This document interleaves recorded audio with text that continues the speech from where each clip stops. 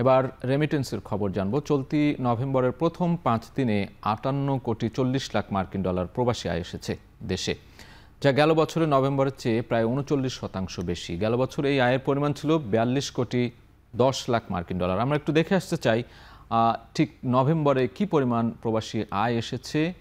আমরা দেখছি 5 নভেম্বর অর্থাৎ একদিনেই গেল সপ্তাহের একদিনে 12,30,00,000 মার্কিন ডলার প্রবাসী আয় এসেছে এবং 1 জুলাই থেকে 5 নভেম্বর পর্যন্ত এই পুরো সময়টা, এই কয়েক মাসে আমরা দেখছি তার পরিমাণ 1,073 কোটি টাকা, 73 কোটি মার্কিন ডলার।